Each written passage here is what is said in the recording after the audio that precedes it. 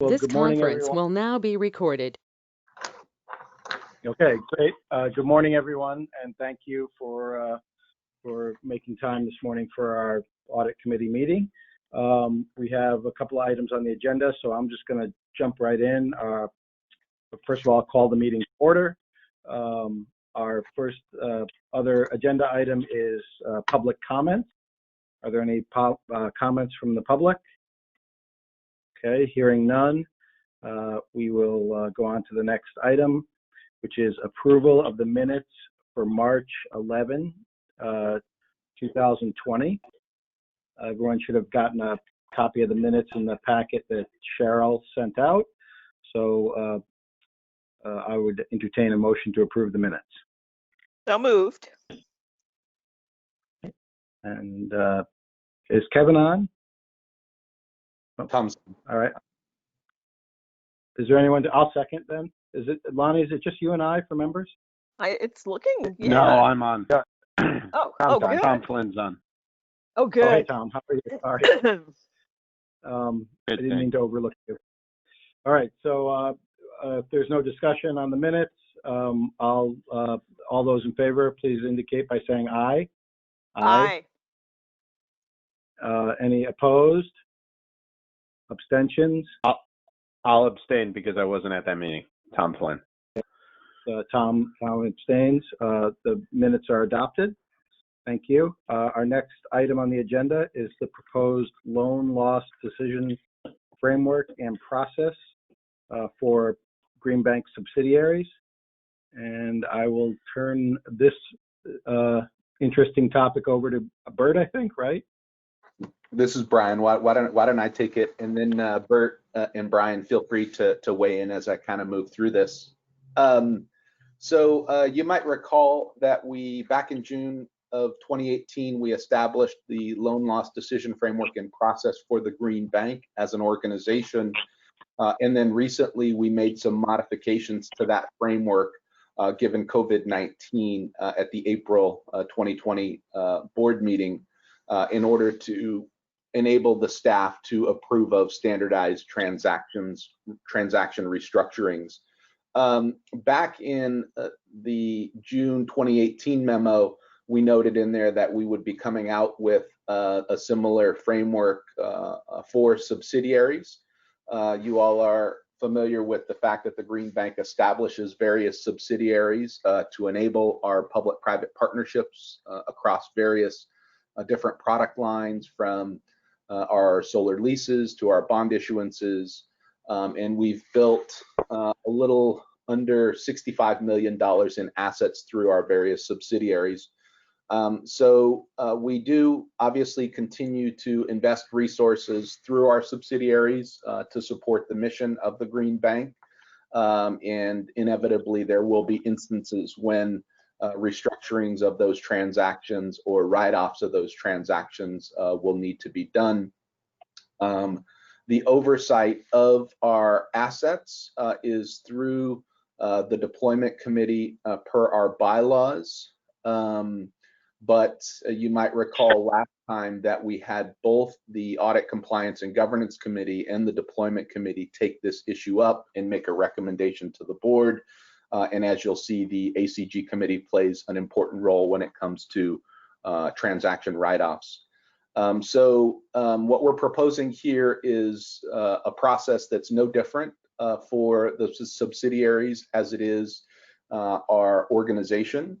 So we've got the meeting today to discuss the framework. We're going to be presenting it again next week at the Deployment Committee. And then based on your two recommendations to move forward, we will recommend that to the board on June 26th of 2020. Again, no changes in the proposed framework for subsidiaries.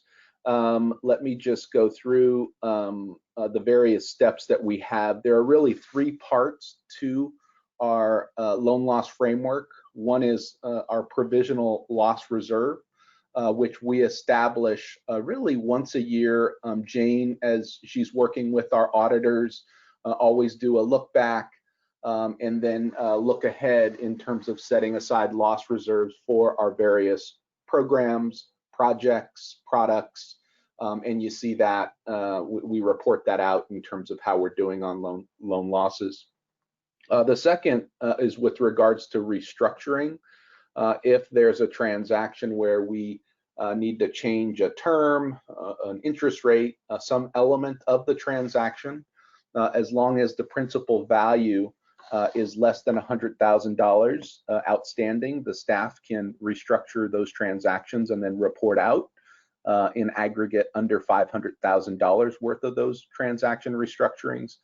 If they are between $100,000 to $1 million in principal value outstanding, then those transactions need to be brought to the deployment committee. And if they're over $1 million on restructurings, then they need to be brought to the board. What we had proposed and the board supported in April to help us manage through restructurings of various projects and programs given COVID-19 is that the staff would be able to restructure transactions up to $1 million, and for transactions greater than $1 million that had certain program types like CPACE and others, and Bert can go into that the staff would have broad authority to review and approve of those restructurings. And then lastly, in terms of write-offs of transactions less than $100,000 in principal value outstanding, the staff can review and approve those. Anything between $100,000 to $1 million, the Audit, Compliance, and Governance Committee would review and approve those, and anything greater than $1 million would have to go to the board. So the structure here is no different than what we currently have for the organization. We're just simply applying it to the subsidiaries, and we would have to undertake all the same requirements that we do there, calculating the impact, documenting everything, reviewing and approving it through the staff, the committees, or the board as appropriate given the schedule, doing our reporting, and then abiding by any COVID-19 restructurings if there's evidence that the transaction has been adversely impacted as a result of COVID-19. Bert, Brian, anything else there to add that I missed?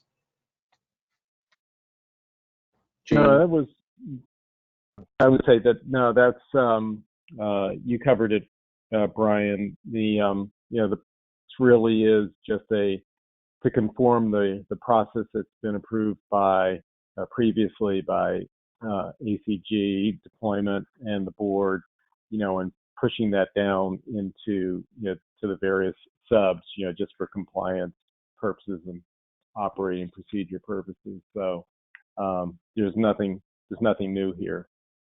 Yeah, I would just add, the hard work was done in creating this loan loss decision framework for the Green Bank. It really is just the best practice to make sure that it's crystal clear that it applies to our subsidiaries also.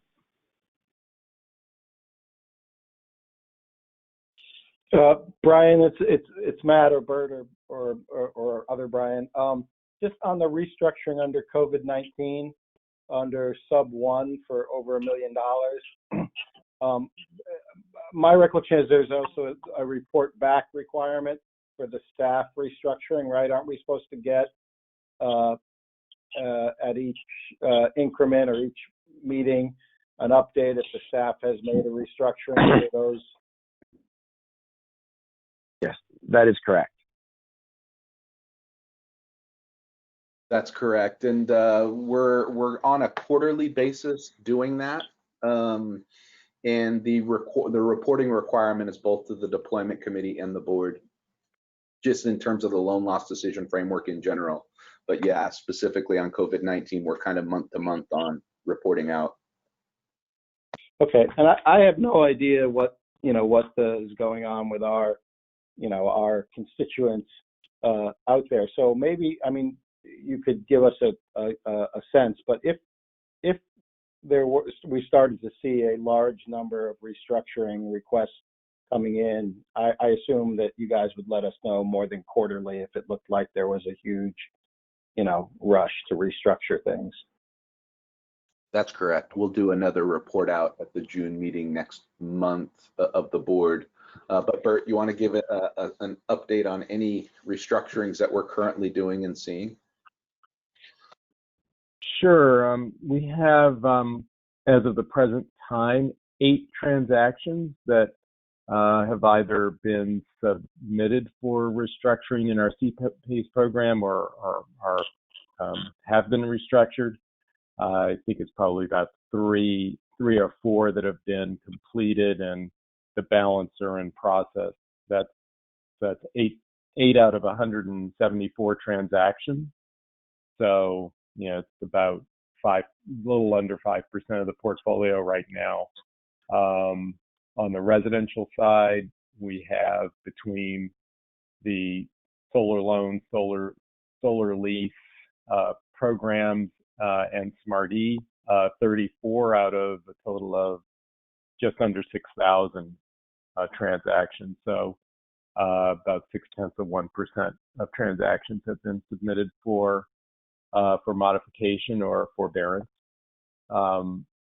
Personally, I expect that number will go up both on the CPACE side and the residential side. At the same time, I expect that for the most part we'll be fine. We'll certainly be fine on the CPACE side from a collateralization point of view, and I think that in the main the people who have signed up for our programs are probably going to get their jobs back, and we'll be able to resume payment after the forbearance period has ended. But we'll continue to work with the customers to make sure that we're very sensitive to the financial stress that they may be undergoing during this period.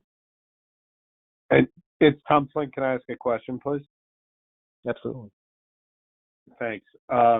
What I'm seeing with clients that are restructuring things, anything related to real estate, is exactly what you indicated, is forbearance for a period of time as opposed to forgiveness. Is that what you're seeing, and is that what you're weighing for our clients? And I know this isn't a call on this specific topic, but it is obviously of importance to the financials. Right. Yeah. So we're doing in the CPACE transactions, we're actually doing modifications. So I might have explained. That might have been written in the deck that went to the board when we talked about this. But what we're doing is with time value, we're basically taking, in a very simple sense, 1 6-month payment, pushing it out into the future, and we're either we're working with the customer to see what they want to do. Do you want to keep the payment the same? In which case we're going to have to push out the maturity more than one period. Or do you want to keep the maturity with the same number of payments remaining? Maybe bump it out one payment period, and then that kind of stuff. Yeah, that was kind of my point where I was getting to, was that what we're talking about is cash flow timing issues as opposed to forgiveness of any type of debt or anything of that sort. Yeah.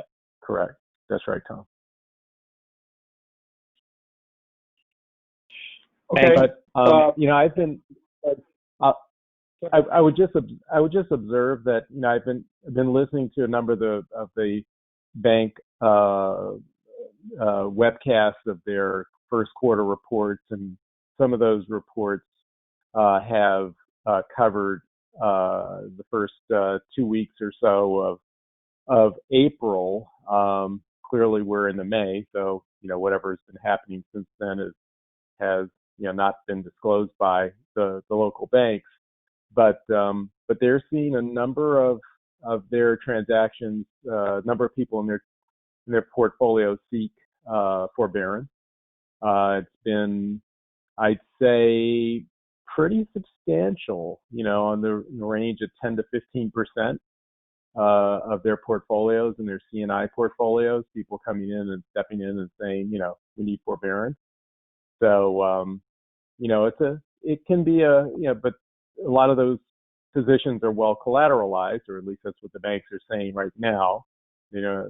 But we'll see how that turns out. That's why I say when when we're seeing 4.6% right now, in the CPACE portfolio, that's kind of why I expect that to go up. I don't know why we should be too dissimilar from what banks are seeing generally across the state of Connecticut. So, but at the same time, we've been very careful and why we've increased our loan loss reserve substantially. So in that regard, we're well prepared. Plus, we have the financial resources in terms of a substantial net asset position to weather this storm. Okay, well, thank you for that. And I know we're trying. It's I think we're all curious about it, even though it's not really what's in the policy, but just gives us a good sense of how frequently this may be triggered. Any other comments before I call for a vote? Okay, so this is we're looking for resolution 2 on the resolution list, which basically is just a resolution to recommend adoption or approval of the policy that Brian and Bert just laid out as set forth in the memorandum that was in the packet dated May 12th. So I would take a motion to approve or to recommend. Second, any second? Okay, I'll second. All those in favor indicate by saying aye. Aye. Aye. Okay. Opposed? Abstentions? Hearing none, the resolution 2 is adopted, recommending this on to the board. The next item on the agenda is a discussion of the draft succession plan or update of the draft succession plan. And I'll again turn that over to Brian. Great. Okay, so just a little bit of background. Per our bylaws, the Audit, Compliance, and Governance Committee oversees the succession plan. So that's why this document's being brought to this committee.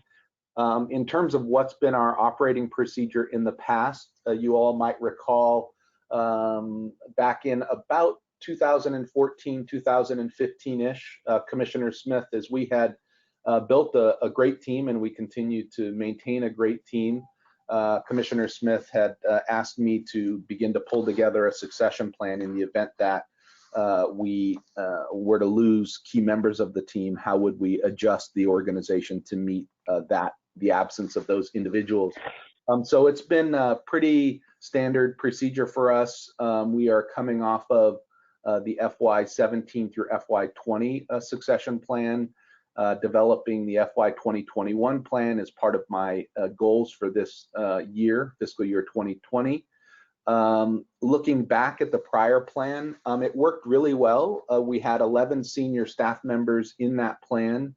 We actually had to manage through 6 of the 11 in terms of transitions. One of them retired, 2 were transferred to Inclusive Prosperity Capital, and 3 of them were severed, 2 as a result of the sweeps and 1 in general, a severance.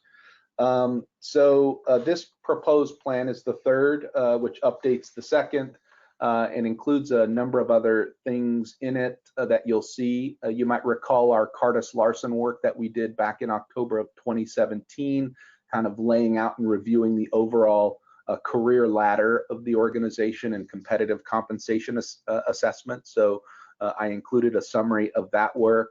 And there is, if you leaf through it, it's quite a dossier on each of the senior staff members that includes a lot of confidential information in terms of where they are, in terms of the number of years served, their benefit tiers, I had a number of candid conversations with them about likelihoods to depart and giving a sense of timing on all that.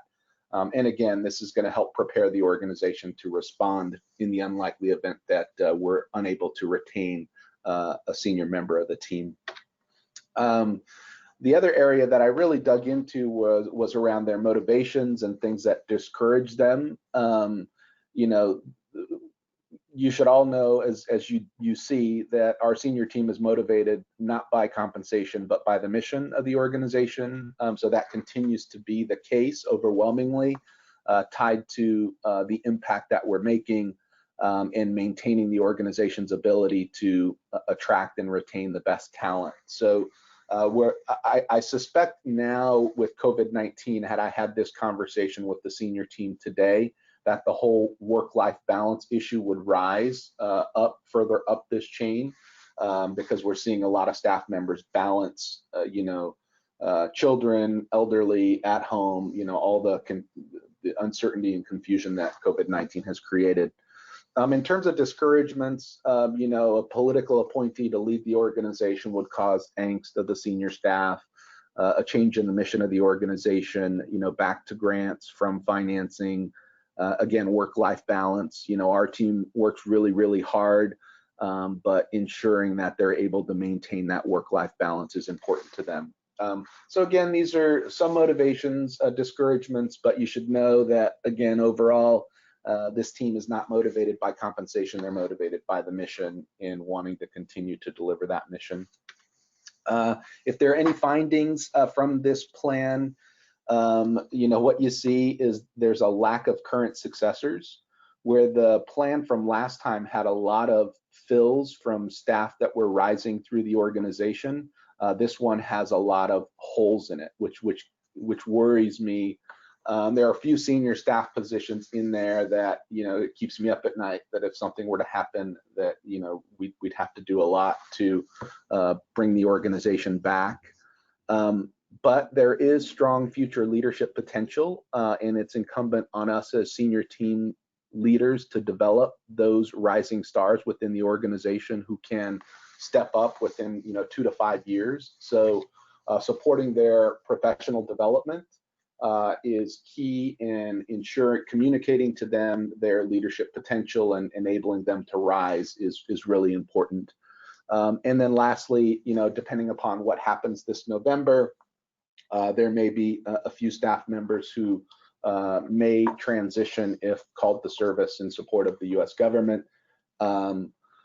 So those are the findings of the succession plan. I'm happy to take questions, comments on it in general. What I do with this plan is, Catherine used to, have me use it when it was needed.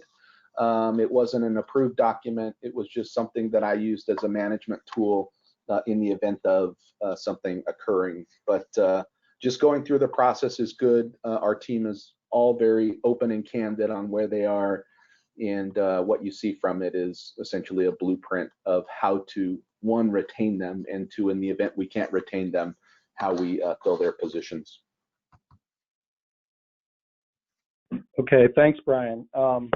This document is probably more important, or as important now as it's ever been, and was a great exercise when it first was created, and it really has been, I think, valuable. And the secondary value is, I think, your questions to staff about their motivations and things that discourage them, which probably will be useful beyond the reasons why we have this succession plan, but just helps in general to see if there are other things we can do to elevate the things that motivate staff and decrease the things that discourage them.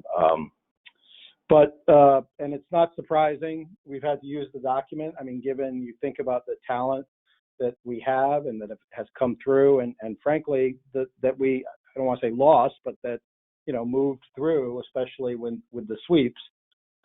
Fortunately, some of that talent, I guess, is still on board, but that's the, it's a double-edged sword. So I think it was good to update it, and, reading the last couple pages really is impressive about, the positions we would have to fill if people left and the talent we have in them now. So thanks, Brian, and everyone else for their efforts on it.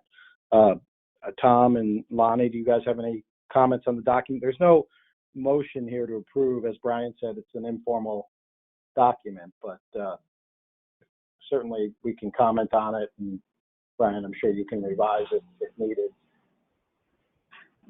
Absolutely. Yeah, I was Go just ahead. going to say, this is Lonnie. I was just going to say, I think it's really, I love this document. I think it's really important to also, it creates a mechanism for checking in with staff along the way. Where are you? What's happening? And that's so valuable in terms of, keeping everybody's feet to the fire when you're dealing with the changing times that we're all dealing with. So yeah, I would agree with all the comments that have been made. The next question. Oh, I think we lost you, Tom. Yeah, I can't hear. Am I there? There, you're there now. Yeah. No, you bet. Yeah, You missed your comment altogether. All right. Well, the first thing I said was I agree with everything that's been said. The second comment was the interesting part for me would be to the extent that this process has identified holes for current successors, particularly given the uncertainty of the future. It'd be interesting to see what a call to action might be to address those potential holes in the near term. So as opposed to just a document that says that we've recognized that, and in the comment I refer to as we have a lack of current successors. Okay, what does that mean? What's the near term steps that we need to do to address that? That'd really be interesting as we move forward. So that'd be my comment. Great. Yeah, I'll go back, Tom, to the document and just look at, pick a few of them and just to say, okay, what happens if they were to leave today? We do have the blueprint of the steps, but just stress test it a little bit more because times are different now with COVID-19. I kind of feel like everyone's mentality has changed a bit. So to Lonnie's point, there's a quarterly conversation here that has to happen given where people are mentally. It just stress people out in different ways. I think that I think that's very fair, and again, I deal with this a lot with my clients and things like that. And you're right; it's ever changing given what's going on. I just would hate to be caught flat-footed. We've identified the weakness, and now I think it's incumbent upon us to do whatever we can within reason to proactively address it. That's it. Agreed. Yeah, I agree. And maybe two comments on that. One is, I sometimes read this document and candidly, I think maybe through not wanting to toot everyone's own horn, the risks of people leaving are underrated. I don't want to suggest they're higher, but I mean, that's the reality that the right opportunity for the things that motivate them is only a couple of calls away sometimes. So we should definitely, as Tom was saying, figure out a strategy to address those gaps. But I also wonder, Brian, like in your search method box, you have always internal, online, and search firm. I wonder if we should add subsidiaries and other, outside, I suspect if you think about it, not just our subsidiaries, but other folks we deal with in the industry, staff may be able to come up with other qualified folks who have experience in this field now that there are more green banks, et cetera. So it might be worth adding that as a category to look at our subsidiaries or other affiliates or things in there. I know, we like to want to always fill from within, but it doesn't mean we shouldn't look if we had to do that. Gotcha. So more like headhunting lists. Well, I don't, almost internal headhunting. I mean, I just think, we shouldn't ignore the knowledge we have about folks that we work with and on the other side of the table, or, so we don't necessarily need a search firm to identify some of them. So it's just another. You mean like counterparties? Counterparties or affiliates or, subsidiaries. Right. People, I mean, frankly, some of the people who have left. Mm-hmm. Right. This is Lonnie. I mean, I totally agree with that. And I also think that, people are recruiting from within the Green Bank. Everybody's always recruiting. Outside sources are always recruiting. So I think it's a very good idea to just sort of, you don't even have to make it so codified that it's, this guy's next up or whatever, but you meet impressive people along the way. The team meets impressive people along the way and say, hey, might think about this person if things change around here. Just sort of keeping that a file, a file of potential resources. Yeah, this is Bert Hunter. Brian Garcia, that we have that ongoing list of potential directors. Maybe we should do the same thing for various parts of the organization. Just kind of keep coming back to it every 6 months. I like that. Like that. Actually, I already have a couple in mind we could add. All right. And one last comment, I know right now we're all busy, but we can put on our long-term thought agendas. At some point we should think about having a more formalized alumni structure, because as our junior people and other people have gained experience and left and gone to other organizations, those are real assets for us on some level, because we've always talked about our ability to influence policy and standardize things, and keeping in touch with people who go to other green banks or other private companies in this area, could be a valuable asset. So again, I know not now, but I think maybe just something I'd like to keep on the potential agenda. I like that suggestion a lot. Yeah, that is something we should figure out. I think we do a pretty good job of staying in touch with our alumni, but I think a more formalized effort as that number inevitably will grow is a great suggestion. Okay, so if there aren't any other comments, just to try and, because we always cut off the legislative update, trying to stay on schedule. Let's. Does anyone have any more they'd like to say on the succession plan, or Brian? Otherwise, I think you're all set to take our comments and run with them. Excellent. All set. Yep. Okay.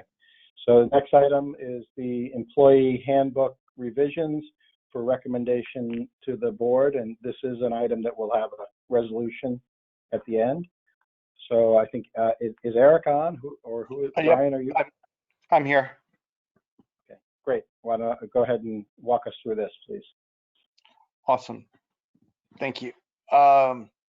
So this is part of our annual update to the handbook. We try to go through and do a cleanup pretty regularly because people leave, things change, and so the first set of changes in here are just those. So updating titles, getting phone numbers in there, making sure that the floor plans of the office for fire escape is correct, and that our new phone system is reflected correctly. So all of those types of things. So we've gone through and done that update. The next set of updates has to do with us capturing what we're doing in response to COVID-19 and just making sure that everything that is going on in there is in line with the handbook. So we're clarifying our telecommuting policy. We're clarifying some of our operational measures around reopening in terms of social distancing. We clarified our flex time policy in there around work schedule, so granting employees the flexibility that they need to make sure that they're able to take care of their families who may not be had the same type of care that was in place 3 months ago. So all of that's in line with the governor's executive orders and what the rest of the state is doing. And then the last set of changes, which to be fair, were much longer overdue, but just updating our technology that's in there. So reflecting systems, reflecting what platforms are used, just getting rid of a bunch of fairly arcane references. So just basically modernizing that. We also did a check just to see policy-wise and coverage-wise in terms of topics, were we in line with what other organizations are doing? So we compared our handbook to that of Connecticut Innovations. We looked at the differences, kind of justified why there would be a difference in certain things, made a couple of adjustments here and there to bring ourselves in line where we thought that they had a better practice. For example, with the framing of the overall ethics policy, we didn't change the policy, we just kind of rephrased things the same way that they had, and reflected our desire that we want to make sure all of our employees are acting ethically all the time. So nothing too huge in here on this, but just wanted to bring this before you for your recommendation. Great. And this is Brian. Just adding to that, I wanted to build off of the telecommuting and then get into flexible time for a second. So our telecommuting policy has always been pretty flexible. You know, it allows the supervisor working with the subordinates to determine what is an appropriate telecommuting policy for that employee. I think what we've learned over the course of the last 2 months is that telecommuting is a valuable part of the organization. We recently completed an employee survey, and as I gave a lot of praise to Eric and Barbara Johnson, who are pulling together the IT system and enabling our staff to work from their homes. We were immediately able to do that and do it effectively. It was like almost a situation that tested us, and it went very well. These were some of the highest scores from staff. So one of the things that we added in the telecommuting part here was just a recognition of this. You know, it should be noted that as a result of COVID-19, the entire staff of the Green Bank went to full-time telecommuting from March 16th as a result of Executive Order 7B. As of May 11th, 2020, the organization is able to efficiently and effectively maintain the operation during this public health crisis. Telecommuting is a tool that can be used more effectively at the Green Bank to not only be prepared for emergencies, but to also practice on a more regular basis. So I just wanted to acknowledge that telecommuting, you know, beyond emergencies can work. And then in the context of flex time, so you know, in having a conversation, I have weeklies with my senior team. One conversation that I had yesterday really got to me. So I wanted to make sure we captured this as well in the flex time, which is, you know, the removal of this section. But let me just lay out the scenario. So, you know, literally I was having a weekly update, half-hour call at 10 in the morning. And literally in the background, you can just hear all the kids running around, the screaming, and you know, my staff member, I could just tell he was frazzled, but focused on work at hand, and you know, has to then deliver lesson plans to the kids. And you know, so in this period of time, you know, there's lots of more obligations on parents to tackle things. And I think, you know, the comment I took from that conversation was, you know, I have to get up early in the morning, or I have to work late in the evening to like catch up, because in the middle of the day, I'm just managing. So this idea of flex time here, our flex time schedule was really restrictive to, you know, ensuring core hours of operations, kind of 9 to 3:30. So what I wanted to do was to just enable the organization to be flexible with individuals given their situations, you know, children, elderly, emergencies or not. This kind of gets to the work-life balance issue that comes up in the succession plan. So I just wanted the senior team to have the ability to be able to do what they need to do with their staff members on flex time. So between telecommuting and flex time, that was kind of a lesson learned, a point I wanted to bring up.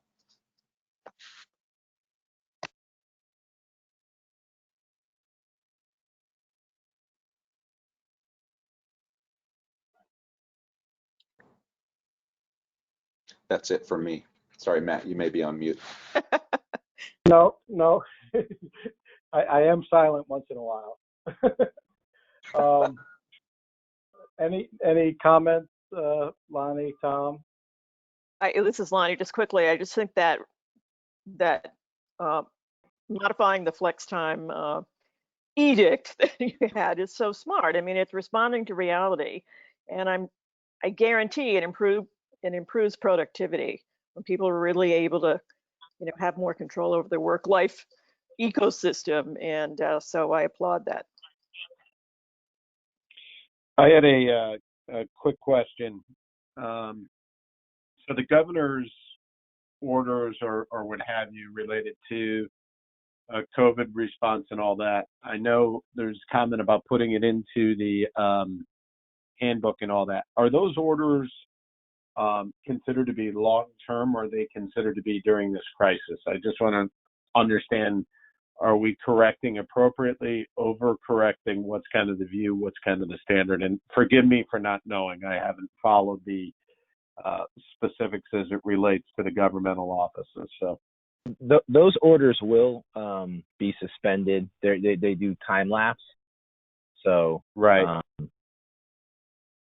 Hopefully the changes in the handbook are ones that, the way I read them, they're flexible enough that they could survive and be in place after they lapse and after the COVID crisis.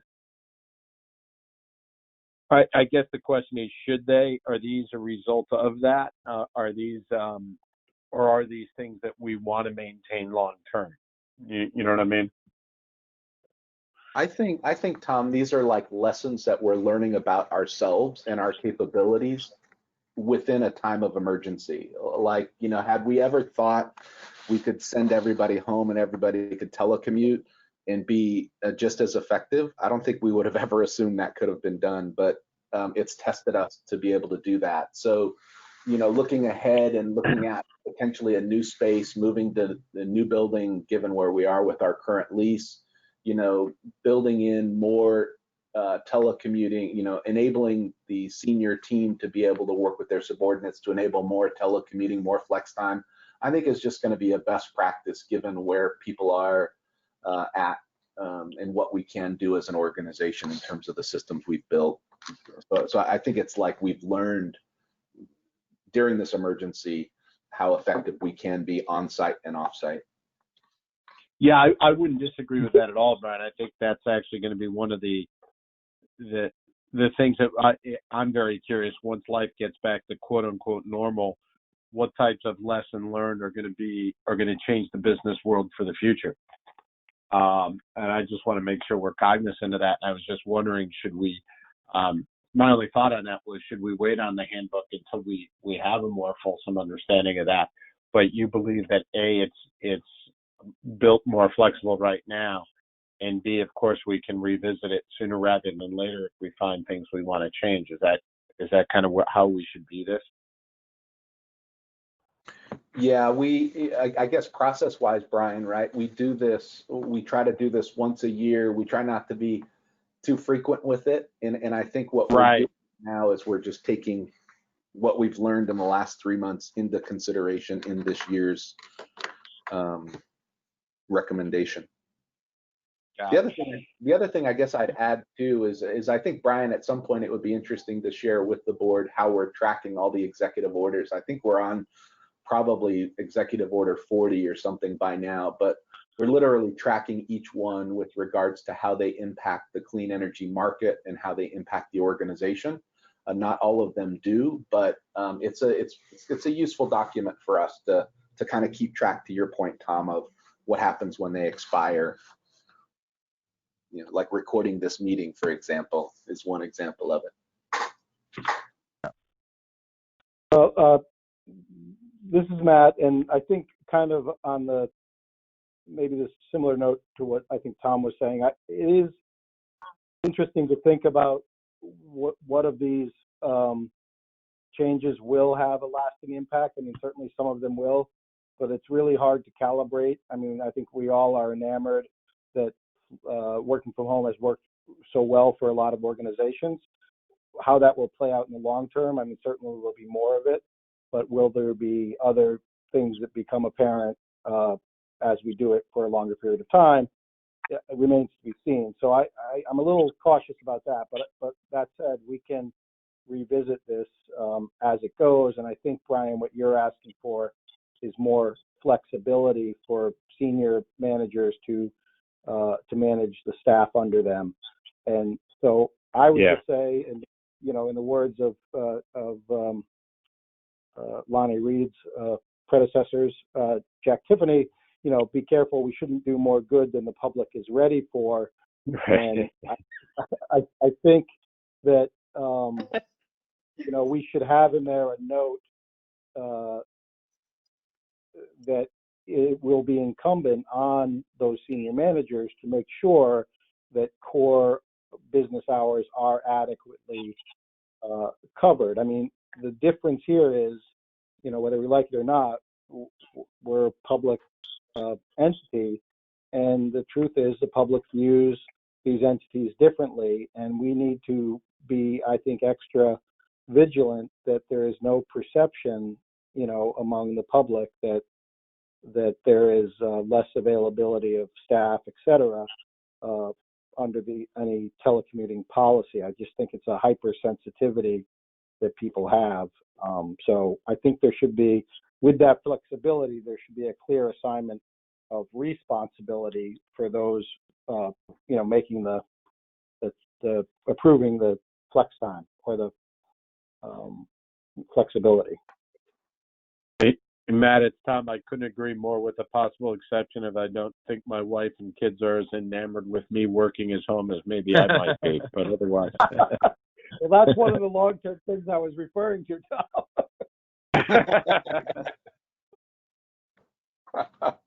Good. Brian, Eric, let's work on some of that language. Yeah, I'll work on a note on there. All right. So Thank you. Unless there's more comments, there is a resolution, and I would entertain a motion. The resolution will be to recommend this to the board of directors. So we'll have another chance to discuss it. So moved. I second. Tom. Okay. Thank you. All in favor, say aye. Aye. Aye. Aye. Opposed? Abstentions? Hearing none. The resolution passes, and we can move on to number 7, the board membership term updates. Brian, I know we have 5 minutes, but if you can run through it, that would be great.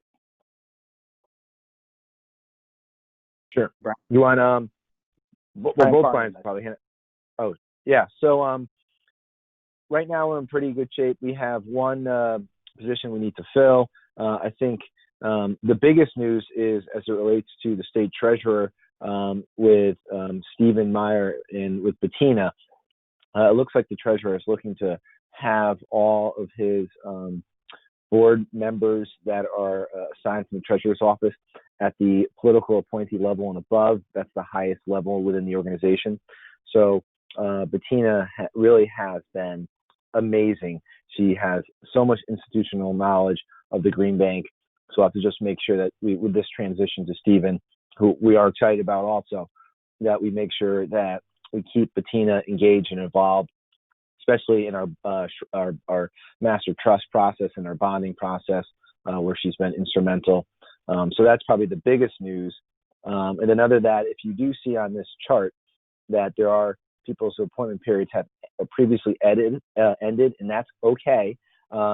Typically, the way all clauses interpret this for as long as they've been interpreting this is that until the next successor is appointed, they have the ability to stay in that position.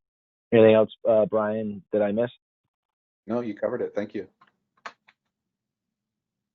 Okay, great. And then next item is update on the statutory reporting status. These are all the reports that we're required to give by statute to various other entities, and that the auditors love to nitpick. So Matt, if Matt is on, could he take us through it?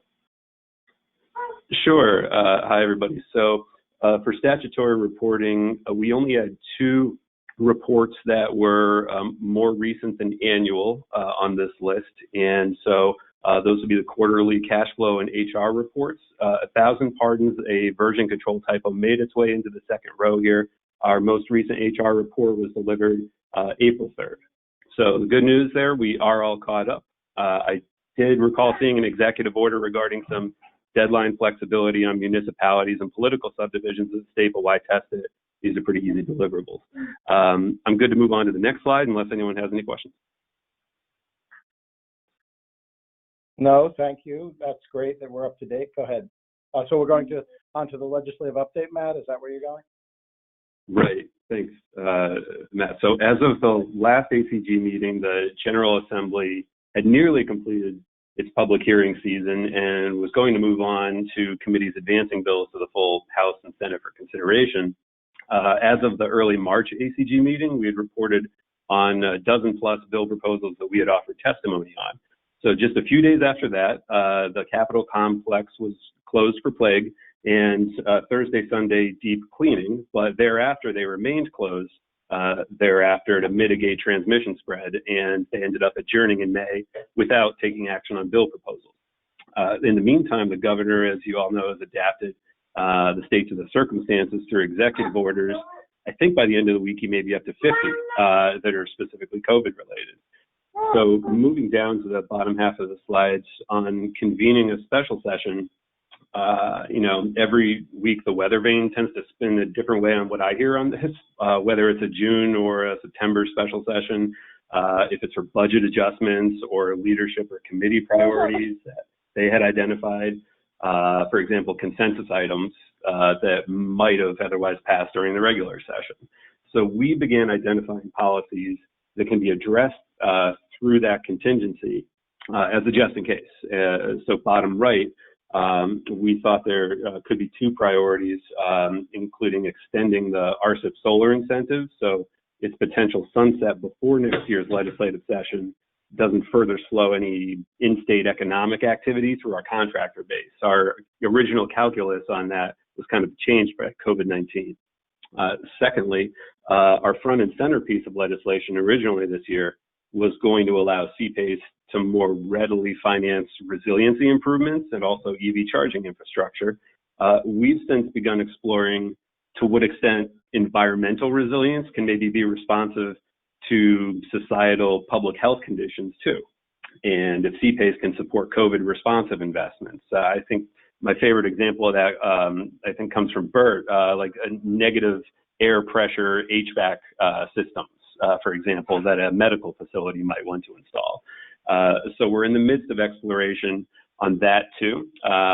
We've got some feelers out with various sources that might help us with information on that. So overall, the situation remains fluid on legislative, but happy to answer any questions or open it up for discussion there.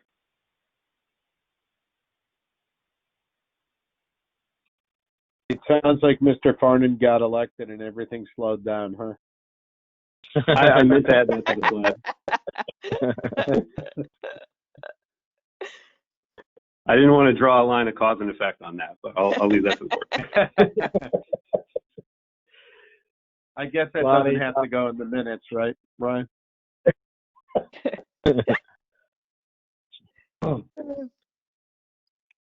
All right. Any other comments on the legislative priorities or agenda? I'm good right now. Thank you. Okay. All right. Well, obviously, this doesn't happen often, but hopefully there'll be a special session, and those seem like good priorities, Matt, that you listed. I don't know if also there are any other, it might be worth looking at whether there are any other institutional deadlines that are built into documents for, completion of projects or other things like that. I think those all probably can be handled on a contract basis. And also my view of this is, it seems like the solar, especially solar, has not really slowed down or been effective because they're essential workers. So maybe there's less need for that. But I just, wonder if there are any other, if there is going to be a special session, if there are any other real cleanups that we need to do that would move, hard, fast deadlines set by Pura or set by others. Just maybe survey staff and see if anybody has any issues that seem to be popping up. We can take a look. That's a great idea. All right. Well, we have 2 minutes to kill, or we could adjourn early. Motion to adjourn. I All right, second. all in favor, say aye. Aye. Aye. Aye. Okay, thank you. We're adjourned. And to the whole team, thank you guys for, again, excellent materials and all the hard work under these circumstances. Agreed. Thank you. Well,